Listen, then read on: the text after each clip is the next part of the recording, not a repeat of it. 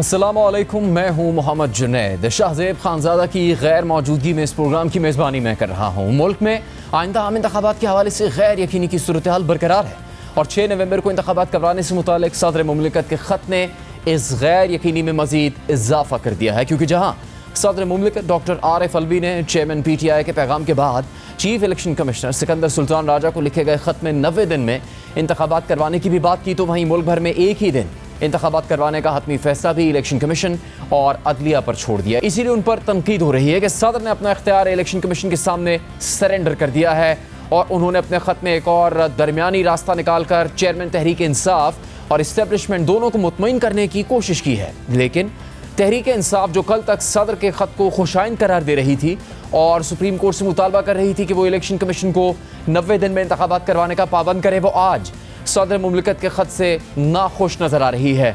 जियो news के ज़राए के मुताबिक सदर आरिफ अलवी से PTI के अरकान नाराज़ हैं, क्योंकि PTI के सीनियर ओहदेदारों ने सदर के ख़त और फैसले को बेजान करार दिया है और कहा कि मशावरत और पैगाम भिजवाने के बावजूद सदर ने इंतखाबात की तारीख तय नहीं की। सदर मुमलिकत को आईनी इख्तियारात के तहत तारीख देने का पैगाम पहुँचाया गया था। पार्टी की कानूनी टीम के मशवरे के बावजूद सदर ने अपना इख्तियार अदलिया और इलेक्शन कमीशन को सौंप दिया।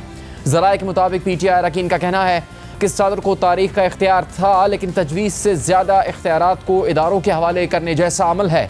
PTI मेंबरान का कोर कमेटी इजलास बुलाकर मामले का असर-ए-नौ जायज़ा लिया जाएगा। यानी PTI भी अब ये समझती है कि सदर मुमलिकत ने अपना इख्तियार सरेंडर कर दिया है। जहाँ ये तनाज़ा चल रहा है, वहीं पीपल्स पार्टी मुसलसल इलेक्शन कमीशन से इलेक्शन की तारीख देने का मुतालबा कर रही है और पीपल्स पार्टी के खदशात में इजाफा होता जा रहा है।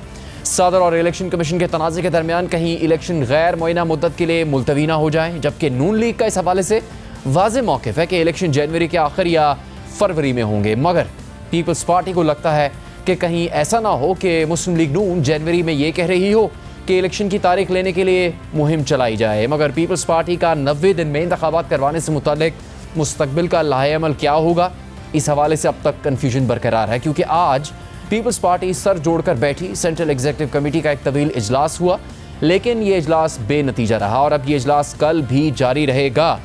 इजलास के बाद मीडिया से गुफ्तगू करते हुए पार्टी सेक्रेटरी इत्तलात शाज़िया मरी ने कहा कि इंतखाबात की तारीख कौन देगा, ये पीपल्स पार्टी की बहस नहीं है। हमारी बहस ये है कि जल्द से जल्द इंतखाबात की तारीख का ऐलान किया जाए ताकि मुल्क गैर यकीनी की सूरत हाल से निकल सके। फिल वक्त हमारे हतमी फैसले आने हैं। कल भी तकलीफ करनी पड़ेगी आपको जब हम एक मुकम्मल मुफस्सिल प्रेस कॉन्फ्रेंस करेंगे। डेट कौन अनाउंस करता है, ये पाकिस्तान पीपल्स पार्टी की बहस नहीं है। हमारी बहस इस वक्त है कि इलेक्शन जल्द अज जल्द हो, इलेक्शन की डेट अनाउंस हो, ये गैर यकीनी की सूरत हाल, इससे मुल्क निकल सके। अब जहां पीपल्स पार्टी मशावरती अमल में मसरूफ़ है, तो वहीं नून लीग और पीपल्स पार्टी के दरमियान तनाज़े में भी शिद्दत आती जा रही है। बिलावल भुट्टो जरदारी की शिकायत कर चुके हैं कि पीपल्स पार्टी के पास लेवल प्लेइंग फील्ड नहीं है और मुस्लिम लीग नून समेत दीगर सियासी जमातें इंतखाबात से डर रही हैं। इसी पूरे मामले पर हम बात करेंगे। हमारे साथ मौजूद हैं सीनियर सहाफ़ी और तज्ज़ियाकार आसमा शिराजी साहिबा और सीनियर सहाफ़ी तज्ज़ियाकार शहजाद इकबाल साहब। आसमा साहिबा, एक तो सदर मुमलिकत के बयान का मामला है जिस पर मुख्तलिफ आराज़ सामने आई। एक बात बड़ी दिलचस्प है कि पीपल्स पार्टी और मुस्लिम लीग नून आपस में तो उनका इख्तलाफ बढ़ रहा है, इस पर इत्तेफाक है कि सदर का ये इख्तियार नहीं है कि वो इलेक्शन की तारीख का ऐलान करें। इस पर उनके बयानात भी सामने आए हैं। अब इस वक्त जो मजमूई सूरत हाल है, उसमें आपको लगता है कि क्या मुस्लिम लीग नून और पीपल्स पार्टी की ये इख्तलाफात की शिद्दत मज़ीद ज़्यादा हो जाएगी या फिर ये सिर्फ अभी गैर यकीनी की सूरत हाल की वजह से ऐसा है? देखिए, बहुत शुक्रिया जुनैद। मेरा ख्याल है कि सब कुछ जो है वो सियासी मसलहतों के पेश नज़र है और होना भी चाहिए। ज़ाहिर है कि सियासत नाम इसी का है कि जो जहाँ पे जिस तरह से उनको सूट करती हैं चीज़ें, उसके हिसाब से वो फ़ैसले करें, मुतालबात करें, मगर हक़ाइक़ जो हैं उसको देखना पड़ेगा। एक तो जो आइन है ना, वो पाकिस्तान में एक मोम की नाक बना दिया गया है, जिसका जो दिल चाहता है उसको उसी तरह से वो मरोड़ता है। और अनफॉर्चुनेटली इसकी रिवायत जो है वो पाकिस्तान की अदलिया से शुरू हुई, जब 63A की जो तशरीह थी वो जिस जिस तरह से की गई, उसके बाद फिर आप देखिए कि उसके बाद तो कोई लामुतना ही सिलसिला है जिसमें कि आइन की वायलेशंस हमें देखने को मिलती हैं, और अमली तौर पर अगर देखा जाए तो आइन हमें बेअमल दिखाई देता है। लेकिन उसके साथ साथ जहाँ तक मुतालबात की बात है तो मुतालबात पीपल्स पार्टी को भी बहुत अच्छे तरीके से पता है कि इंतखाबात 90 दिन के अंदर नहीं हो सकते, लेकिन उन्होंने एक स्टांस जो है वो पहले ले लिया, और वो पहले लेके उन्होंने पब्लिक गैलरीज के साथ खेलना शुरू कर दिया, नोइंगली कि 90 दिन के अंदर इंतखाबात मुमकिन नहीं है क्योंकि हल्का बंदियाँ होनी है, उसी नई मरदमशुमारी के तहत डिलिमिटेशन होनी है जिसकी इजाज़त खुद जो है वो पाकिस्तान पीपल्स पार्टी के सीएम ने वहाँ पे बैठ के दी थी, और उसके बाद डिलिमिटेशन का काम शुरू होगा, और उसके बाद 54 जो दिन है उसके बाद इंतखाबात होंगे। तो ये सब कुछ जानते बूझते वो भी अब अपनी एक पोजीशन लेके बैठे, लेकिन फिर भी कहा जा सकता है कि वो कॉन्स्टिट्यूशन के मुताबिक अपनी पोजीशन लेके बैठे। जहाँ तक पाकिस्तान मुस्लिम लीग नवाज का ताल्लुक है, आज से पहले तक या कुछ दिन से 2 दिन से पहले तक पाकिस्तान मुस्लिम लीग नवाज जो है वो 90 दिन के अंदर इंतखाब या जल्द से जल्द इंतखाबात की बात नहीं करती थी। वो ये कहती थी कि इलेक्शन कमीशन फैसला करेगा जब भी इंतखाबात हों। तो ये बात जहाँ तक इस बात का ताल्लुक है कि PMLN की क्लैरिटी अब शायद आहिस्ता आहिस्ता आ रही है, या उनको हालात और वाक़यात जो हैं वो दिखाई दे रहे हैं कि किस तरह से आगे बढ़ेंगे। आने वाले दिनों में आप देखेंगे कि शायद दोनों जमातें शायद इसी हफ्ते के अंदर एक भरपूर उसके साथ बाहर आएंगी कि आप इसको जल्द से जल्द स्केड्यूल का ऐलान करें, क्योंकि हालात अगर इसी तरह से रहे तो फिर सियासी जमातों के हाथ में गेम नहीं रहेगी।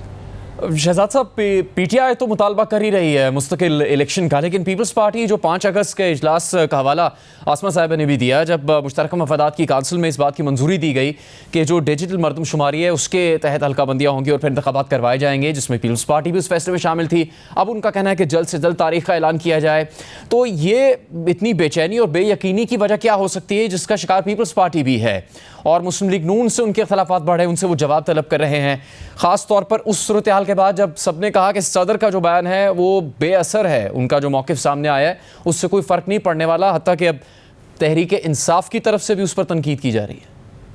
बहुत शुक्रिया जुनैद, मुझे लगता है पीपल्स पार्टी का ये मसला नहीं है कि 90 दिन में इंतखाबात होने हैं, क्योंकि उनको बड़ा वाज़े तौर पे पता था कि अगर उन्होंने सेंसस अप्रूव कर दिए तो डीलिमिटेशन का मामला होगा जिसमें ताख़ीर होगी, और ये बात ऐसी है जो CCI के इजलास से पहले से हो रही थी। तो मेरे ख्याल से ऐसा नहीं हो सकता कि इतनी बड़ी जमात जो है इस बात से बेखबर हो।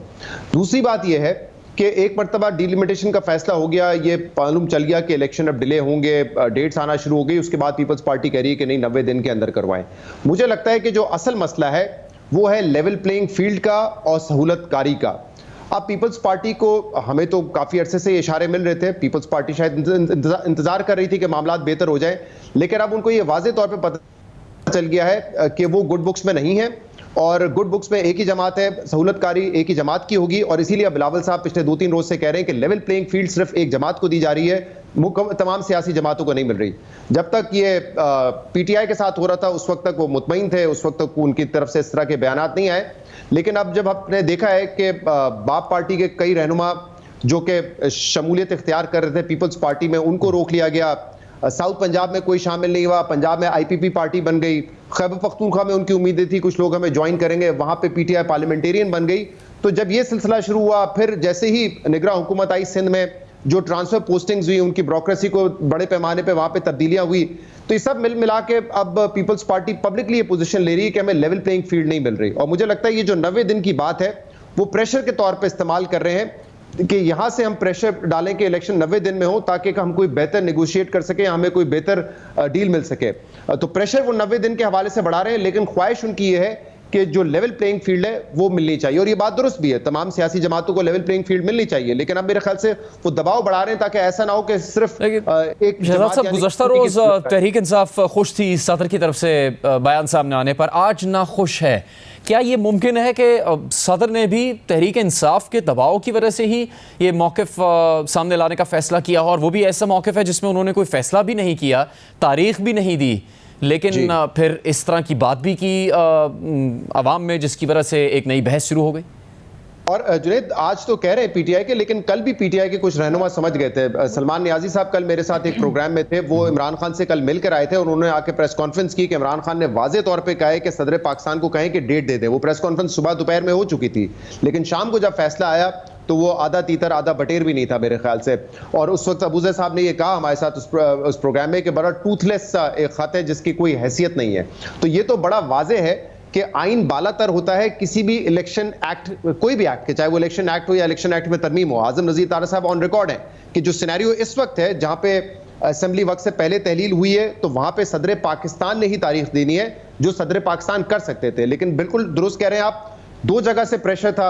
एक जगह से प्रेशर था पीटीआई वालों का कि सदर पाकिस्तान इलेक्शन की तारीख का ऐलान करें, दूसरी तरफ से ये प्रेशर था कि वो तारीख का ऐलान ना करें। तो सदर पाकिस्तान ने शायद ये सोचा कि मैं एक दरमियानी रास्ता निकालता हूं, लेकिन मुझे लगता है कि उस दरमियानी रास्ता निकालने में भी वो कामयाब नहीं हुए, नाकाम हुए, इसलिए इतनी तनकीद हो रही है। कुछ लोगों की तो ये भी राय है, बल्कि पीटीआई के अपने लोगों की राय है कि इससे बेहतर है कि ये लेटर लिखते ना, क्योंकि अब जब ये मामला कोर्ट में जाएगा और कोर्ट में ये कहा जाएगा कि इलेक्शन ने डेट दे दी है, तो इस लेटर से तो कहीं ये साबित नहीं होता कि उन्होंने लेट डेट दी है। तो इसलिए पीटीआई के लोगों का तो ये भी कहना है कि इससे बेहतर है कि ये खत ना ही लिखते। आसमा साहबा, क्या इससे ये बहस कम से कम तय हो जाएगी सदर के ख़त के बाद? चूँकि एक हल्का कहता है कि सदर के पास इख्तियार नहीं है, एक हल्का कहता है सदर ही का इख्तियार है। जब सदर ने खुद ही इख्तियार इस्तेमाल नहीं किया तो क्या इससे ये बहस निमट जाएगी कि उनका इख्तियार नहीं है, हतमी फैसला इलेक्शन कमीशन नहीं करना है, चाहे वो उसमें अदलिया से मशवरा करते हैं नहीं करते? और इस गैर यकीनी सूरत हाल को ख़त्म करने के लिए क्या करना पड़ेगा?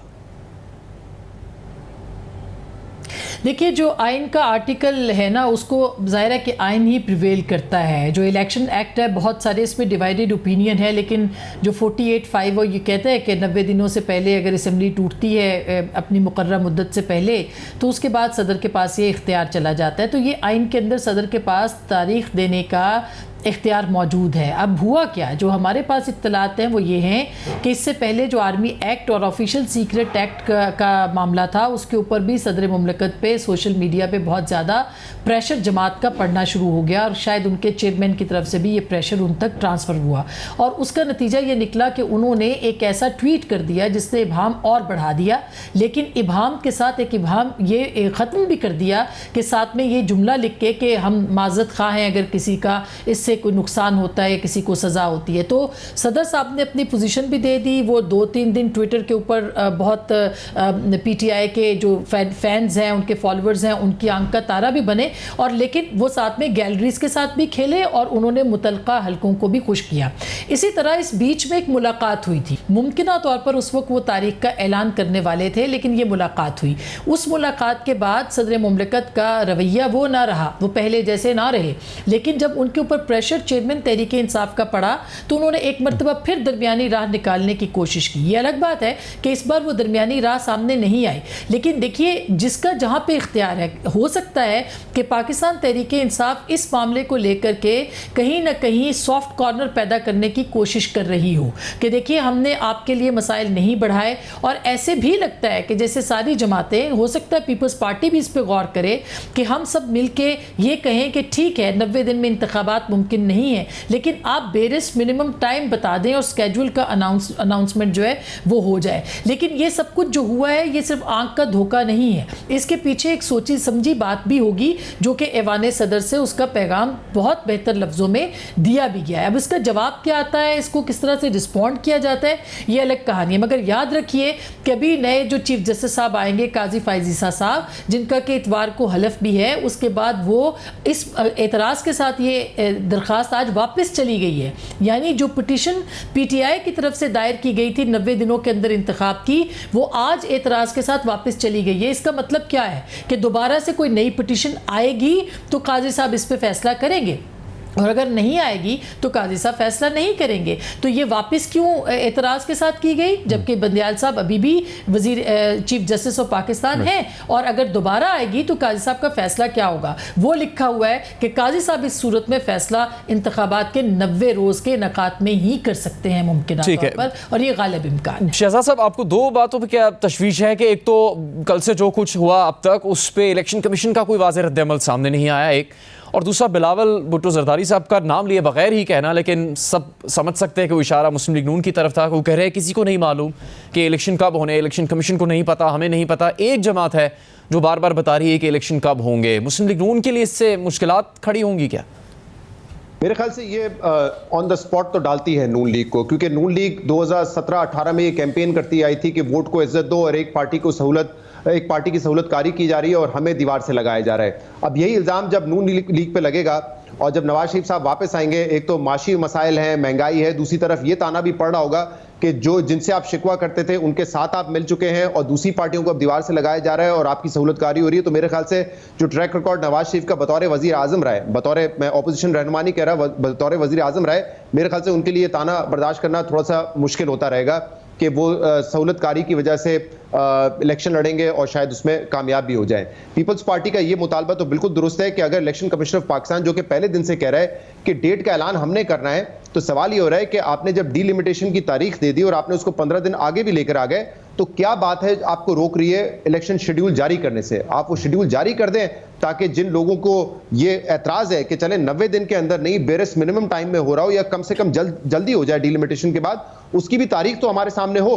कहीं ऐसा ना हो कि उसके बाद फिर नजरसानी की जाए कि अब क्या सिचुएशन है, क्या इलेक्शन फरवरी में भी होने या आगे चले जाने। मेरे ख्याल से ये जो एतमाद का फुकदान है इस हवाले से वो इस वक्त बड़ा एक कंसर्निंग है। नून लीग तो बड़ी कॉन्फिडेंट है और आपने बिल्कुल दुरुस्त कहा कि जब इलेक्शन कमीशन ऑफ पाकिस्तान ने डीलिमिटेशन का ऐलान तक नहीं किया था या उन्होंने ये अपना इरादा भी जाहिर नहीं किया था कि डीलिमिटेशन अब लाजमी है, उसी वक्त से नून लीग कह रही थी कि इलेक्शन फरवरी में होंगे। और नून लीग के अलावा एक और रहनुमा जो उस वक्त साबिक अपोजिशन लीडर हैं, उन्होंने ये कहा था, राजा रियाज साहब ने, जो उम्मीदवार भी है नून लीग के टिकट के, कि इलेक्शन फरवरी में होंगे। तो उनके अलावा तो कोई ये बात नहीं कर रहा था। इलेक्शन कमीशन से पहले नून लीग और राजा रियाज साहब को पता था कि इलेक्शन कब होने हैं। तो ये कंसर्न, नून लीग इस वक्त कॉन्फिडेंट है कि फरवरी में इलेक्शन हो जाएंगे, लेकिन बाकी जमातों का ये भी कंसर्न है कि 90 दिन के बाद भी क्या इलेक्शन होंगे या नहीं होंगे, और उसके लिए जरूरी है कि इलेक्शन कमीशन ऑफ पाकिस्तान फौरी तौर पर डेट का ऐलान करे, शेड्यूल का ऐलान करे। आसमा साहिबा, इलेक्शन कमीशन का इससे पहले तो फौरी जवाब भी आ गया था जब सदर की जानिब से इस मुतालिक बात की गई थी। अब जो ख़त सामने आया है उसके बाद इलेक्शन कमीशन ने कोई वाज़ेह मौक़िफ़ नहीं अपनाया अभी तक, क्योंकि उसके अंदर जो सदर मुमलिकत हैं उन्होंने साफ लफ्ज़ों में कहा है कि इलेक्शन कमीशन जो है वो फैसला करे कि वो सुप्रीम कोर्ट से रुजू करे या फैसला करे, क्योंकि ये मामला सब जुडिस है। एक पूरी कहानी जो सदर मुमलिकत ने लिखी और आखिरी 2 जुमलों के अंदर वो पूरा इख्तियार उन्होंने इलेक्शन कमीशन को ही दिया है। अगर आप उसको गौर से देखें, बहुत वाज़ेह लफ्ज़ों में लिखा है। तो इसका मतलब ये अब इलेक्शन कमीशन के ऊपर है कि इसके ऊपर वो सुप्रीम कोर्ट से बात करेंगे कि नहीं। लेकिन वही बात है कि इसका फैसला होना था चीफ जस्टिस साहब के रुखसती से पहले, इस पिटीशन से को एडमिट होना था, इस पे सुना जाना था, मगर वो पिटीशन ही जो है वो अब आज जो है वो एतराज़ात के साथ वापस चली गई है। तो ये सूरत हाल जो है, इसमें पाकिस्तान की जो सियासी जमातें हैं उनको सामने आना चाहिए, उनको एक राय बनानी चाहिए थी कि आप 90 दिनों के अंदर इंतखाबात को अगर इस तरह उलझा दिया गया है उनके गुच्छे की तरह, तो इसको कम अज़ कम सुलझाने की कोई राह भी दी जाए। इलेक्शन कमीशन अभी तक क्यों खामोश है और इलेक्शन कमीशन क्यों तारीख नहीं दे रहा, ये भी एक बहुत अहम सवाल है। और जहाँ तक इस बात का ताल्लुक है कि पाकिस्तान पीपल्स पार्टी इसके ऊपर सवाल करिए, शायद कोई प्रेशर बिल्डअप कर रही है या वो कोई बारगेनिंग पोजीशन में, तो पाकिस्तान पीपल्स पार्टी, मेरा नहीं ख्याल कि इस वक्त किसी भी किस्म की बारगेनिंग पोजीशन में है। वो अपनी बात करते रहेंगे जैसे बहुत सारे लोग बात कर रहे हैं और चीफ इलेक्शन कमिश्नर या इलेक्शन कमीशन अपना फैसला देंगे। हाँ, अलबत्ता ये ज़रूर हो सकता है कि जो सिंध की एक सियासी सूरत हाल है उसके अंदर बहुत अहम तब्दीलियाँ जो हैं वो होने जा रही हैं। जैसे GDA बनेगी, वो पीपल्स पार्टी के अगेंस्ट बनेगी। उसमें आपने मौलाना फजलुर रहमान साहब का स्टेटमेंट सुना कि हम पीपल्स पार्टी के सिवा सबसे वहाँ पे बात करेंगे। PMLN वहाँ पे जा रही है, सुनने में आ रहा है कि मरियम नवाज साहिबा वहाँ पे जाएंगी और अपनी कैंपेन करेंगी। तो शायद ये एक वजह है जो कि इस पे मामला जो है वो मैटर ऑफ कंसर्न उनके लिए, पीपल्स पार्टी के लिए हो सकते हैं। लेकिन हैविंग सेड दैट, ये जितना कुछ भी बयानिया बन रहा है, अगर आप देखें तो सिंध वो वाहिद सूबा है जहाँ पर वो बयानिया मौजूद अभी भी नहीं है जो कि बाकी पाकिस्तान भर में है। और आप उसकी वजह जाहिर है कि ये है कि पीपल्स पार्टी की अपनी जो कॉन्स्टिट्यूएंसीज हैं, ये कॉन्स्टिट्यूएंसी पॉलिटिक्स है, उसमें उनका राब्ता ज़्यादा है और उनका वोट बैंक जो है उनकी बात को सुनता है। तो ये मेरा ख्याल नहीं है कि कोई ग्राउंड इस तरह की। अलबत्ता इंतखाबात सूट करते हैं पीपल्स पार्टी को, क्योंकि सिंध में पीपल्स पार्टी एक लंबे अरसे के लिए अगर इंतखाबात नहीं होते तो वो पहली बार काफ़ी सालों के बाद जो है इक़्तिदार से दूर होगी।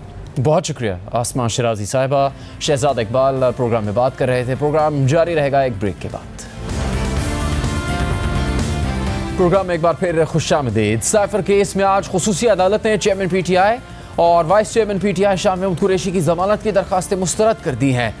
वो दोनों 26 सितंबर तक जुडिशल रिमांड पर है। तहम आज असद उमर की जमानत का बलस गिरफ्तारी कंफर्म हो गई, क्योंकि प्रोसिक्यूशन ने अदालत को बताया कि उनके पास फिलहाल असद उमर के खिलाफ कोई सबूत नहीं है और उनकी गिरफ्तारी भी मतलूब नहीं है। आज इस्लामाबाद की खुसूसी अदालत में मुल्जिमान की जमानत की दरखास्तों पर एक तवील समाअत हुई। चेयरमैन PTI और शाह महमूद कुरैशी की जमानत के हक में PTI की कानूनी टीम के 6 वकला ने दलाइल दिए। फिर प्रोसिक्यूशन ने अपना मौक़िफ़ पेश किया, जिसके बाद अदालत ने फैसला महफूज कर लिया और कुछ देर बाद चेयरमैन PTI और शाह महमूद कुरैशी की जमानत की दरखास्तें मुस्तरद कर दी। अदालत ने अपने तहरीरी फैसले में लिखा है कि रिकॉर्ड पर इतना मवाद दस्तियाब है जो मुल्जिमान को इस केस से जोड़ता है। रिकॉर्ड से ये भी जाहिर होता है कि मुल्जिमान ने बज़ाहिर ऑफिशियल सीक्रेट एक्ट 1923 की दफ़ा 5 और 9 में बयान किए गए जराइम का इर्तिकाब किया है और साथ ही इस बात के भी ग्राउंड्स मौजूद हैं कि मुल्जिमान ने नाकाबिल ज़मानत जुर्म का इर्तिकाब किया है। लिहाजा दस्तावेज़ात पर मबनी ये रिकॉर्ड मुल्जिमान की ज़मानत की दरखास्तें मुस्तरद करने के लिए काफ़ी है। चेयरमैन PTI की ज़मानत मुस्तरद करने के फैसले पर उनके वकील बैरिस्टर गौहर ने कहा कि अदालत के फैसले से मायूसी हुई, कल इसे इस्लामाबाद हाई कोर्ट में चैलेंज करेंगे। आज फैसले से बड़ी मायूसी हुई, लेकिन कानून और आईन के मुताबिक इस फैसले को इंशाअल्लाह ताला हम कल सुबह सवेरे इसको इस्लामाबाद हाई कोर्ट में चैलेंज करेंगे। हम समझते हैं अदालतों पे बड़ा प्रेशर है, लेकिन फिर भी प्रेशर के मुताबिक अपने फराइज अंजाम दे रही है। हमें फिर भी उम्मीद है इंशाअल्लाह ताला हाई कोर्ट हमें रिलीफ दे देगी।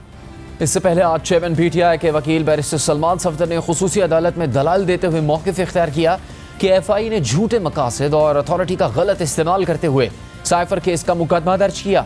साइफर केस के मुकदमे में सबके नाम जल्दबाजी में नामजद किए गए। साइफर केस का मुद्दई वजारत दाखिला का अफसर है। वजारत दाखिला ने साइफर केस हाईजैक किया। साइफर वाशिंगटन से भेजा गया था, जिसकी वसूली वजारत खारजा ने की। चेयरमैन PTI पर साइफर केस में ज़ाती मफादात लेने और कौमी सलामती को नुकसान पहुँचाने का इल्ज़ाम है। सलमान सफदर ने मजीद कहा कि आज़म खान का जिक्र मुकदमे में है कि आज़म खान अदालत में है। कि आज़म खान की जमानत मंजूर हुई? प्रोसिक्यूशन ने साबित करना है कि साइफर का असली और नकली वर्जन क्या था। प्रोसिक्यूशन ने साबित करना है कि चेयरमैन PTI से कौमी सलामती को क्या नुकसान हुआ। इल्ज़ाम लगाया गया कि चेयरमैन PTI ने जानबूझकर साइफर को अपनी तहवील में रखा। केस बनाया गया कि साइफर गलत रखा और इसका गलत इस्तेमाल किया। ये साबित करना प्रोसिक्यूशन का काम है। प्रोसिक्यूशन को साबित करना है कि साइफर केस से बैरून मुल्क ताकतें मजबूत हुई। साइफर केस सीक्रेट एक्ट 1923 के तहत दर्ज हुआ। कमरा अदालत में मौजूद कोई भी 1923 में पैदा नहीं हुआ होगा। इस पर FIA special prosecutor Shah Khawar ने कहा कि उनके वालिद साहब 1923 में पैदा हुए थे, तो उनकी बात पर अदालत में कहे लग गए।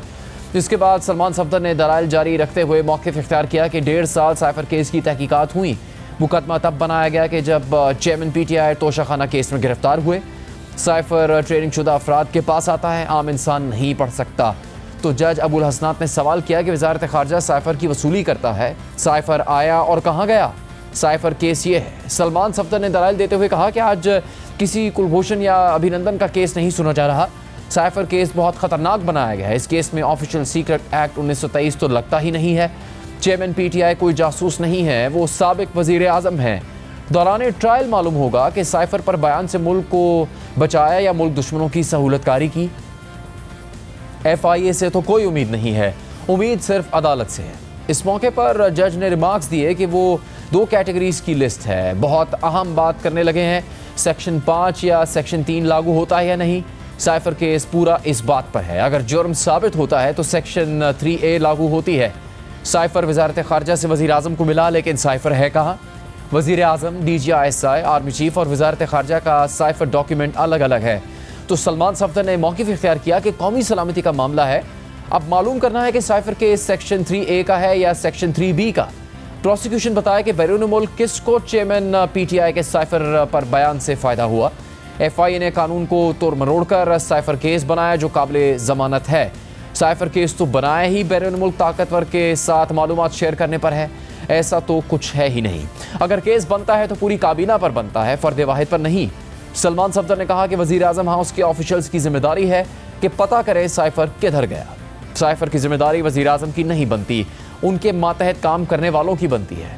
साइफर सामने लाना जुर्म होता तो 31 मार्च 2022 को कौमी सलामती कमेटी के सामने क्यों रखा जाता? साइफर आवाम के सामने नहीं रखा गया, नकात शेयर नहीं हुए। उन्हें बाखुदा मालूम नहीं था कि चेयरमैन PTI साइफर केस में गिरफ्तार है। अता तारड़ ने TV पर कहा कि चेयरमैन PTI साइफर केस में जुडिशल रिमांड पर है। अजीब बात है, साइफर केस में अता तारड़ को चेयरमैन PTI का मालूम है, लेकिन उनके वकला को नहीं। ताहाल चेयरमैन पीटीआई से साइफर केस में कुछ बरामद नहीं हुआ। साइफर केस चेयरमैन पीटीआई की गिरफ्तारी का केस तो बनता ही नहीं है। साइफर इस वक्त चेयरमैन पीटीआई के पास नहीं है। सलमान सफदर के दलाइल मुकम्मल हुए तो बाबर अवान ने दलाइल शुरू किए और मौक़िफ़ ये इख्तियार किया कि बैरून मुल्क से पाकिस्तान को धमकी आए तो क्या वज़ारत ख़ारजा सो जाए। वज़ारत ख़ारजा ने काबीना के सामने साइफर रखा, जिसको डी सील करके दोबारा सील कर दिया गया। आईन पाकिस्तान के मुताबिक वफाकी काबीना और कौमी सलामती कमेटी के सामने साइफर को रखा गया। मुल्क की सलामती के लिए बैरून मुल्क से आई साजिश को मुतल्लिका फोरम पर बताना जिम्मेदारी होती है। अगर साइफर चोरी हुआ तो कौमी सलामती कमेटी ने इस पर दूसरी मीटिंग कैसे कर ली। साइफर चोरी की कहानी मन घड़त है, वो अदालत को कुछ दिखाना चाहते हैं। तो जज ने उनसे कहा कि क्या आप मुझे साइफर दिखाना चाहते हैं। तो बाबर अवान ने कहा कि मैं आपको अबू साइफर दिखाना चाहता हूँ। माजरत, कंप्यूटर पर अबू साइफर नहीं दिखा रहा, मोबाइल पर दिखाता हूँ। इस मौके पर बाबर अवान ने मोबाइल पर कमरा अदालत में एक वीडियो दिखाई और फिर दलाइल जारी रखते हुए कहा कि एक समाअत चल रही थी जिस पर आपने कहा कि मैं दिलावर नहीं दलेर हूँ, जिस पर जज ने रिमार्क्स दिए कि दिलावर और दलेर दो मुख्तलिफ मानी हैं। इसके बाद बाबर अवान ने कहा कि शाम महमूद कुरैशी को हथकड़ी लगाकर अदालत पेश करने का नोटिस लिया जाए। बाबर अवान ने मजीद कहा कि असद उमर पर एक मुकदमा हुआ कि लाहौर में सुबह सवेरे खड़े होकर आवाम को उकसाया। सुबह सवेरे उठने वाला इल्ज़ाम तो असद उमर के घर वालों ने भी उन पर कभी नहीं लगाया। साइफर चोरी का इल्ज़ाम लगाया गया है। क्या चोरी शुदा साइफर किसी को मिला है? मुकदमे को पढ़ें, लिखा है कि हमारा ख्याल है साइफर चोरी हो गया।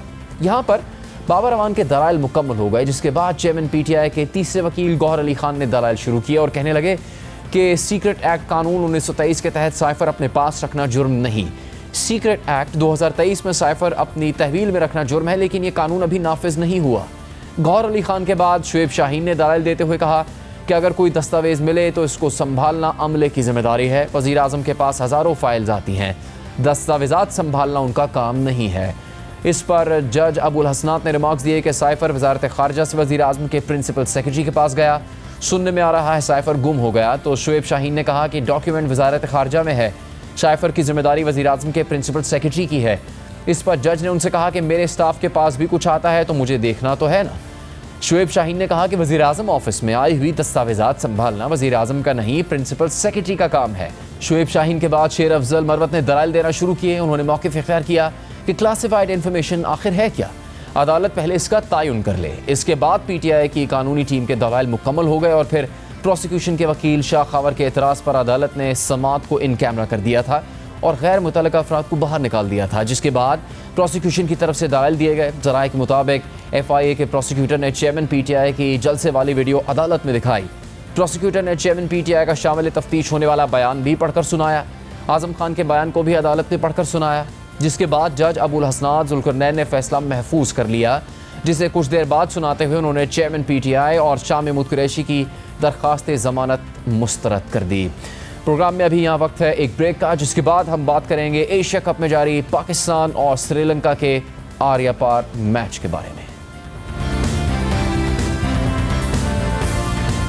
प्रोग्राम में एक बार फिर खुशामदीद। एशिया कप में पाकिस्तान के लिए फैसला कुन मरहला के फाइनल में जा सकेगा या नहीं। श्रीलंका की पोजीशन मजबूत नजर आ रही है। पाकिस्तान ने आज 252 रन बनाए, लेकिन श्रीलंका की बैटिंग तेजी से बढ़ रही है। हदफ के ताकुब में 2 विकेट्स गिरी हैं सिर्फ श्रीलंका की और 124 रन श्रीलंका की टीम बना चुकी है। पाकिस्तान अगर ये मैच हारता है तो फिर फाइनल में नहीं पहुंच सकेगा और फिर भारत और श्रीलंका का फाइनल मैच होगा एशिया कप में। बारिश से बेइंतहा मुतासिर होने के अलावा पाकिस्तान के इस एशिया कप में फैसलों और कारकर्दगी से मुतालिक मुसलसल सवालात उठ रहे हैं। ख़ासतौर पर भारत के मैच में, जब पहला मैच बारिश से मुतासर हुआ, लेकिन उसके बाद जब दोबारा मौका आया तो फिर बारिश के अलावा पाकिस्तान टीम की तरफ से कैसे फैसले किए गए टॉस जीतने के बाद और परफॉर्मेंस की क्या सूरत हाल रही, इस पर बहुत सी उंगलियां उठ रही हैं। हमारे साथ इस वक्त प्रोग्राम में सिकंदर बाख्त और अब्दुल रज़ाक मौजूद हैं, उनसे हम बात करेंगे। सिकंदर, सबसे पहला तो ये सवाल उठ रहा है कि टॉस जीतकर फैसला करने की जो सलाहियत है, भारत के खिलाफ जब टॉस जीता तो ये कहा गया कि पिच देखकर फैसला किया है फील्डिंग का। उस पिच पे तो भारत ने बहुत ही शानदार बैटिंग का मुजाहिरा किया और पाकिस्तान बुरी तरह वो मैच हारा। आज के मैच में टॉस जीतकर बैटिंग का फैसला तो किया, लेकिन पाकिस्तान की जो बॉलिंग है वो श्रीलंका को कोई भी टफ टाइम देने में नाकाम नज़र आ रही है। देखिए जुनेद, हमने पहले ही कह दिया था कि हमारी जो सफ़ें थी वो टूट चुकी हैं। हमारा जो मेन पे अटैक था, हमारी जो टीम की जो बैकबोन थी वो हमारे पेसर्स थे, हमारे फास्ट बॉलर्स थे जिससे पूरी दुनिया जो है उसको एक्नॉलेज कर रही थी कि दे आर द बेस्ट, वो अब 2 ज़ख्मी हो गए। अब उनके ज़ख्मी होने से जो हमारी जो स्ट्रेंथ थी वो टूट गई है। हम जो है 150-200 रन पे भी वो फास्ट बॉलर्स आके आउट करते थे, तो वो ये जो हमारी स्ट्रेंथ टूटी है उससे बड़ा फ़र्क पड़ा है। अब जो ये टीम खेल रही है बिल्कुल नहीं है। ये आधे तो इसमें से कुछ लड़के तो ऐसे हैं जिन्होंने कोई मैच ही नहीं खेला। जमान खान कोई मैच नहीं खेला, जो वसीम है उसने कोई मैच नहीं खेला, अब्दुल्ला ने कोई मैच नहीं खेला मगर वो बेहतर खेले। मोहम्मद हारिस को खिला दिया। मुझे नहीं पता कि वो किसकी सिफारिश है, वो कौन साहब हैं जो कि बीच के अंदर घुस गए, और मैं उनका डेटा भी आपको अभी थोड़ी देर में बताता हूँ। तो ये बिल्कुल एक नई टीम खेल रही है। और पाकिस्तान के देखें जो टीमें खेलते हुए आती हैं तो एक रिदम में आती हैं, एक अपना एक रिदम में आने के बाद वो मुकाबला करती हैं। इस वक्त जो हमारी टीम है ये इतर बितर है, इसको कोशिश की जा रही है कि ये सफ़ेद दुरुस्त हो जाए, जो कि मुझे फ़िलहाल लग रहा है कि मुश्किल है। वो बहुत आराम से क्रूज़ करते हुए जा रहे हैं, उनके पास कोई परेशानी नहीं है। जब तक हम आउट नहीं करेंगे हम मैच नहीं जीत सकते। तकरीबन वो आहिस्ता आहिस्ता अपने टारगेट की तरफ जा रहे हैं। हमने जो है जो गलतियाँ की हैं उसमें मुझे नहीं समझ में आ रहा कि इफ्तिखार को इतना पीछे क्यों भेजा। आपको पता है हमने 100 रन किए 22 ओवर में, उन्होंने 100 रन किए 17 ओवर में, और उससे ऊपर इफ्तिखार से ऊपर आपने भेजा मोहम्मद हारिस को। वो कौन है, कहाँ से आए, पाकिस्तान टीम में कैसे आ गए वनडे के अंदर मुझे नहीं पता। उन्होंने सिर्फ 6 मैच खेले हुए हैं जिसमें सिर्फ 30 रन हैं, मगर उनको ऊपर भेज दिया गया, नवाज़ को ऊपर भेज दिया गया। मेरी समझ से बाहर है कि कौन है वहाँ पे जो टीम को मैनेज कर रहा है। बाबर कर रहे हैं, मैनेजमेंट कर रही है, इसलिए कि हमारा जो कोच है वो तो बैठा हुआ है डार्बी में, वो वहाँ बैठा हुआ है। पाकिस्तान टीम का कोच है, जो क्रिकेट डायरेक्टर है, वो डार्बी में बैठा हुआ है, टीम यहाँ खेल रही है। अब पता नहीं वो टेलीफोन पे बात कर रहे हैं, इंटरनेट पे इंस्ट्रक्शंस दे रहे हैं, कैसे कर रहे हैं मुझे नहीं पता। तो ये सवाल ऐसा है कि जो कि हमें पीसीबी से ज़रूर पूछना चाहिए कि ये क्या सिस्टम है। रज़ाक साहब, क्या जो अभी तक परफॉर्मेंस है पाकिस्तान टीम की उसमें कितना हम हिस्सा डाल सकते हैं बारिश का, फिर पाकिस्तान टीम के थके होने का, बिकॉज बहुत अरसे से उस तरह से आराम नहीं मिला, फिर 2 खिलाड़ी इंजर्ड भी हुए हैं, या फिर फैसला साजी का भी बहुत ज़्यादा मसला रहा है एशिया कप में पाकिस्तान टीम के साथ? कोई ऐसी चीज नहीं हुई, बस ये कि पीसीबी के अपने फैसले हैं। अफगानिस्तान के साथ 3 वनडे खेले गए, उसके बाद नेपाल के साथ जो मैच हुआ उसमें आपको चाहिए था अपने सीनियर प्लेयर्स को रेस्ट करवाते, जो भी फास्ट बॉलर थे, और बैटिंग में भी आप अगर 60 रन करते हैं तो उसके बाद अपने आप को डिक्लेयर कर रहे हैं। वहां पे तो ऐसे लगता है जैसे कोई रेस लगी हुई है रिकॉर्ड बनाने के लिए, 100 करने के लिए, 150 करने के लिए, 200 करने के लिए, 5 आउट करने के लिए। तो ये सारी गलतियां हम करते आ रहे हैं। उस वक्त तो हम जीत रहे थे और हर चीज ठीक जा रही थी। एक मैच हारने के बाद अगर आप समझते हैं कि ये सारी चीजें, वो जो जीत थी वो खत्म हो गई है, आप 5 चेंजिंगें इन्होंने कर दी हैं। अब प्लेयर को किसी को बाहर बैठाना होता है तो उससे स्पैज़म हो जाता है, उसे कोई हैमस्ट्रिंग हो जाती है, कमर में दर्द निकल आती है। तो ये उस वक्त सोचना चाहिए जब आपके पास टाइम होता है। आप नेपाल के साथ भी मैच खेल रहे हैं तो डेड सीरियस होकर खेल रहे हैं, ऐसे लग रहा है जैसे वर्ल्ड कप का फाइनल खेल रहे हैं आप। तो बड़ी अच्छी परफॉर्मेंस दी आपने। तो ये तो अक्सर होता है क्रिकेट में, एक मैच हारने के बाद आपको इस तरह नहीं करना चाहिए। एक मैच हारने के बाद भी वही टीम होनी चाहिए थी। हाँ, जो जेन्युइन इंजरीज हैं जैसे बॉलर्स को हुई हैं उनको रेस्ट कराते। बाकी मैं नहीं समझता कि ये हारिस को भी मौका देना चाहिए था, मोहम्मद वसीम जूनियर को देना चाहिए था, नवाज को देना चाहिए था। बस इस तरह की चेंजिंग करते आ रहे हैं। समझ नहीं आ रही कि एक मैच के बाद ये हाल है। अगर 2 मैच हारते हैं तो मुझे लगता है कि ये टीम ना खेलनी पड़ जाए पाकिस्तान की। सिकंदर साहब, आज के मैच में अब्दुल्ला शफीक ने 52 रन बनाए, फिर रिजवान ने 86 रन बनाए और वो नॉट आउट रहे। लेकिन अब जब आगे बढ़ा है मैच श्रीलंका, तो एक वाज़ेह फ़र्क नज़र आ रहा है कि श्रीलंका की टीम कॉन्फिडेंट है, उनको पता है उनकी मंजिल क्या है, उनको ये मैच जीत के फाइनल में पहुंचना है। पाकिस्तान की बॉडी लैंग्वेज वैसी नहीं है, जिसका रज़ाक साहब ने भी पीछे जिक्र किया था कि पाकिस्तान की जो बॉडी लैंग्वेज है वो वीक नज़र आई। अब मैच के नतीजे के बाद आपको मालूम होगा, शायद आफरीदी ने भी कहा कि हार जीत अलग है, लेकिन जीत का इरादा ना दिखाना, ना लड़ना एक बुरी बात है। तो आज भी आपको ऐसे ही महसूस हो रहा है पाकिस्तान टीम की परफॉर्मेंस देखकर? देखिए, जो सबसे बड़ी गलती है वो पाकिस्तान क्रिकेट बोर्ड की है। उन्हें मैनेज करनी होती है, उन्होंने भी नज़र रखनी होती है, मगर इस वक्त पाकिस्तान क्रिकेट बोर्ड खुद फंसा हुआ है कि उनकी कुर्सी ना हिल जाए। तो इस वक्त सबका कंसंट्रेशन पाकिस्तान क्रिकेट बोर्ड में ये है कि हम श्रीलंका जाएं, वहाँ बैठ के मैच देखें, मज़े करें, वापस आ जाएं। देखें, जो क्रिकेट होती है वो जो प्लेइंग कंडीशंस होती है ना उस पर चलती है। उनको चाहिए था जाकर पहले ही टीम अनाउंस कर दी, 5 लड़के चेंज कर दिए, सुबह फिर चेंज कर दी, 2 नए लड़के ले आए, उनमें से 2 ज़ख्मी हो गए, बैठे बैठे ज़ख्मी हो गए। आपको पिच रीड करने नहीं आती। ये बताइए कि इस पिच के ऊपर दोनों तरफ के फास्ट बॉलर्स को रन्स पड़े, स्पिनर्स ने अच्छी गेंद किए, तो भाई आपको पता नहीं चला जब आप पहुंचे थे, आपने आके पिच देखी थी, तो आपको ये नहीं पता था कि ये पिच जो है स्पिनर्स के लिए है। इसका मतलब है कि जो हमारी जो मैनेजमेंट है, जो टीम के लोग हैं, एक तो क्रिकेट डायरेक्टर तो डार्बी में बैठा हुआ है, वो टीम के साथ ही नहीं है। अब जो दूसरे लोग मौजूद हैं, क्या उनको पिच रीड करने नहीं आती? क्या उन्हें ये नहीं पता कि ये जो कंडीशंस हैं इसमें एक स्पिनर एक्स्ट्रा खिला देते? आप देखें कि शादाब ने उसने ठीक गेंद की, फास्ट बॉलर से रन्स नहीं रोक सकते वो, तो इस वक्त भी उन्होंने पिच को रीड नहीं किया। एक दिन पहले जो है टीम अनाउंस कर दी, जैसे पता नहीं वो कोई बहुत बड़ी चीज़ है, पाकिस्तान की टीम ने बड़ा कारनामा अंजाम दिया है। हम मना भी कर रहे थे, आज कमेंटेटर्स भी कह रहे थे कि भाई ये टीम पहले से अनाउंस करना कहाँ की अक्लमंदी है, सुबह आकर फिर चेंज कर दिया। तो मुझे ऐसी फीलिंग आ रही है कि जो टीम मैनेजमेंट है उनको क्रिकेट के कंडीशंस इनका कुछ पता नहीं चल रहा, उनको कुछ नहीं पता कि यहाँ पे क्या होना है क्या नहीं होना है, या मुझे नहीं पता कि फैसले कौन कर रहा है। और पाकिस्तान क्रिकेट बोर्ड वहाँ बैठ के मज़े से मैच देख रहा है, उनको कोई फिक्र नहीं है। वो सिर्फ ये चाहते हैं कि वो जाके प्लेयरों को कहते हैं जी आप मैच जीत जाएं, कोई बात नहीं, बस लड़ें। भाई ये क्या बात हुई? आपको नज़र रखनी चाहिए ना लड़के क्या कर रहे हैं, क्या गलतियाँ कर रहे हैं। अब इंजरी क्यों हुई है आप ये पूछें। सारे लड़के मुख्तलिफ लीग्स खेल रहे थे, कोई कनाडा में, कोई अमेरिका में, कोई श्रीलंका में, सब खेल रहे हैं। फिर उसके बाद आपका वर्ल्ड कप आने वाला है, आपका एशिया कप आने वाला है, किसी को फिक्र नहीं। ना क्रिकेट बोर्ड ने पूछा कि भाई आप इतनी क्रिकेट खेल रहे हो कहीं इंजरी ना हो जाए। हो गई। नुकसान किसको हो गया? पाकिस्तान क्रिकेट टीम को हुआ है। और किसको नुकसान हुआ है? तो उनकी तो जेबें भर गई लड़कों की, नुकसान पाकिस्तान की क्रिकेट टीम को हुआ है। तो ये चीज़ें पाकिस्तान क्रिकेट बोर्ड को कंट्रोल करनी चाहिए, मगर क्रिकेट बोर्ड खुद अपनी जगह पे कायम नहीं है। कभी एक निकल जाता है तो दूसरा आ जाता है, उसके पर भी मुकदमे हो जाते हैं। तो जब तक क्रिकेट बोर्ड स्ट्रांग नहीं होगा, हमारी क्रिकेट इंप्रूव नहीं करेगी। रज़ाक साहब, क्या पाकिस्तान की टॉप रैंकिंग में आने पे, पाकिस्तान के पास बेस्ट बैट्समैन और बॉलर टॉप रैंकिंग में आने के बाद इस तरह की परफॉर्मेंस एशिया कप में, इन नताइज का सामने आना एक क्या वेकअप कॉल होगी वर्ल्ड कप से पहले पाकिस्तान टीम के लिए? फिर पहली बात तो ये है कि एक मैच ही हमारे, और एक मैच के बाद आपको ऐसे लगता है कि जैसे पाकिस्तान कभी कोई मैच जीत ही नहीं सकता।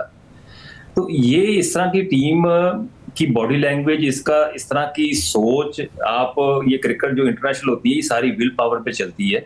जितना आपका विल पावर अच्छा होगा, माइंड आपका स्ट्रांग होगा, आई कोऑर्डिनेशन, फिटनेस, ये आपको साथ लेके चलनी होती है। तो एक मैच के बाद अगर आप इतनी चेंजिंगें करते हैं तो वो थोड़ा सा ऐसे लगता है कि जैसे टीम डिमोरलाइज हो रही है। ऐसे लगता है कि जैसे अब जिस बॉडी लैंग्वेज से जिस तरह आज उन्होंने स्टार्ट किया है, आया आप मुझे बताएं कि श्रीलंका के साथ आप मैच खेल रहे हैं तो आपको तो चार्ज करना चाहिए पहली बॉल से ही। आप तो पैनिक होकर खेल रहे हैं, आप तो वेट करते हैं कि बैट बॉल आपको मिले तो आप उसको चौका मारे। क्रिकेट में एक लफ्ज है इम्प्रोवाइज करना। इम्प्रोवाइज ये होता है कि अच्छे बॉल को बुरा बॉल बनाना।